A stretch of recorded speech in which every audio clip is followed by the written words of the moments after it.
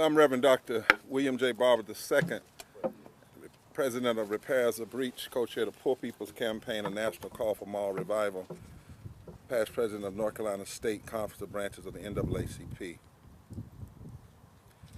I want the media to be clear, what you see here standing are pastors of every denomination who represent people. And I want to be very brief and succinct in what I say. Then I want to bring on Bishop Monroe, who will tell you who he represents in the AME Zion Church. And then the Reverend Dr. T. Anthony Spearman, the president of the NAACP in North Carolina and the former president of the Council of Churches. And then I want to bring on Reverend Jennifer Copeland, who represents the North Carolina Council of Churches. We speak with one voice. The voice of Scripture, Isaiah chapter 10, verse 1 and 3. Woe unto those who legislate evil and rob the poor of their rights and make women and children their prey. And Jesus said, woe unto you who go through all the ritual, but you leave undone, Matthew 23:23, the weightier matters of the law, which are justice. Women and children have been made to feel like prey because there has been another police killing in America, but right now in Pasquotank County and in Elizabeth City. Since and during the Chauvin trial, we've had the death of Dante Wright. We had the death of Donovan Lynch in Virginia Beach. We've had teenagers killed.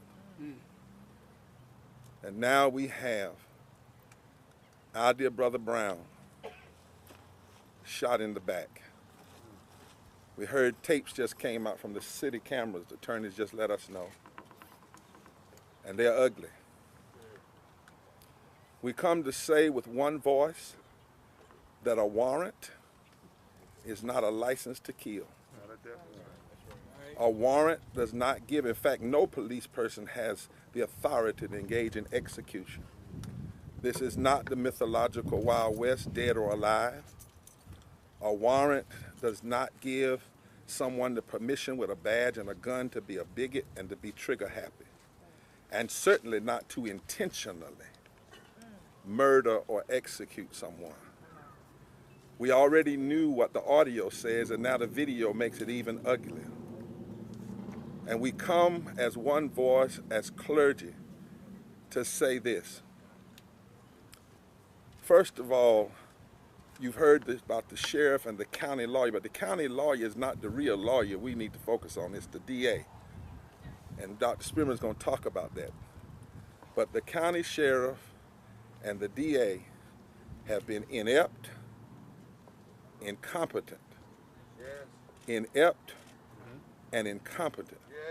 And they have already proven themselves unable to deal with this case. So we stand incapable to deal with it. So we stand together as clergy saying that this case must be turned over to the state attorney general. That the county, in our state, the DA has to make the request. Well, the request needs to be made. That's right. And if the request does not need to be made, the powers of this state need to figure out how to make it be made. From the governor to the attorney general. Because this group of people have proven themselves incapable, inept, what's that other one? Incompetent. That's our word. You got it, media? That's all I got to say. Inept, incompetent, and incapable. And because of that, these babies are crying. These are 7 children, 5 minors. Inept, incompetent, and incapable of dealing with the kind of justice that justice demands right now. This is not the old South. This is the new South rising. And we will no longer stand for DAs. What's his name, the DA name? Wooten. Womble. And Sheriff Wooten.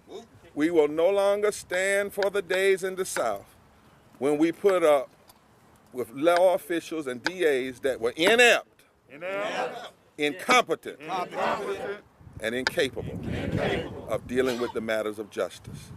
And so that's all we have to say. We call on the powers of this state to take this case. The investigation shows murder, it shows assassination, execution, that there's proper, there's a proper trial, there's proper arrest, there's proper prosecution without immunity, and that there's proper prison. And that the United States government comes in here and does pattern and practice review of this county. And let us go ahead and say, we might as well do Eastern North Carolina, since the DA covers about 4 or 5 counties, in 7 counties in Eastern North Carolina. And so you're clear, we speak with one voice. This DA has been inept, incompetent, and is therefore incapable of addressing this issue. That's right. I can say it as a pastor. We know he's trying to run for Superior Court judge. Yes. And we won't want the media to be fooled. That's why we're saying to y'all, you reported the county lawyer. The county lawyer is just appointed by the county commissioner. That's not the lawyer. That's right. It's the DA that's elected. And in these black belt counties, there's often been an unholy unity with DAs, the judge, and the sheriffs when it comes to black lives. Might I say brown lives? Might I say Native American lives? And even poor white lives. It all connects together. And there is no way out of this, America, except when it is known that murder, assassination, or execution happens, that there is accountability. And accountability must mean arrest. That's what they would do to me if I shot somebody in the back. You get arrested. Then there must be prosecution without immunity. You cannot have an immunity just because you happen to be a police person. And then people must be found guilty. That's why we need federal laws that standardizes this, because the problem is too often people know even if they get arrested, they're going to get off at the local level. Remember Minnesota, what it took? It took a 9-minute plus video. It took the Attorney General. It took bringing a special prosecutor out of retirement. It took millions of people. It just didn't just happen. Too often is the case, is when they go to trial, then there's an acquittal, and you can't charge somebody a second time. There has to be federal guarantee of prosecution if the local doesn't work. Then there's going to be time where there must be payment, but it can't just come from the taxpayers. It needs to come from these killers and their pensions. And then we have to have pattern and practice review, because whenever you see folk do what we've seen now on these videos with impunity, there is a consciousness that it'll be all right. There's a system, there's a certain sensitivity that I'm gonna get away with this, and I can do it. There isn't even a second thinking or a third thinking or a question or an option. And too long has it been that you can be shot in the back or in the front with, look, for air fresheners, for selling cigarettes, for being a little child, or for being served a warrant. Those days must be over, and a new reality must begin. And because of the blood, they're in the church. We hate to see the blood. We know the blood costs something. We know when there's a lot of blood, somebody died. We know when there's blood, somebody got hurt. We know when there's blood, somebody suffered. We know when there's blood, somebody's messed up, somebody's lost a family member. But in the church, we've learned at Calvary and in the graveyard that there's some power in the blood. And you can mess around and kill one of us and raise up 10,000 of us because there's power in the blood. The blood fertilized the civil rights movement. The blood fertilized the movement against the war. The blood fertilized the fight for voting rights. And that's the difference. When you kill one of us wrongfully, you may kill them, but we rise in their name. Say his name, Andrew Brown. Say his name. Andrew Brown. Say his name. Andrew Brown. We are determined that the South will rise. But it will rise not like it used to rise. But it's going to rise in a new day. And this diverse crowd, media, please report this. Look at the diversity, black and white and young and old and Christian.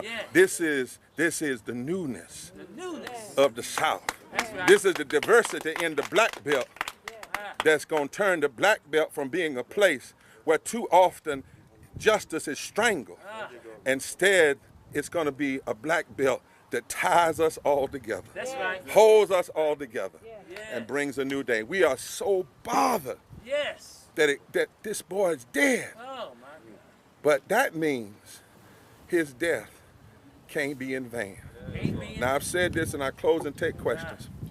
I know down south y'all think we move slow sometimes. We got a little drawl with what we do.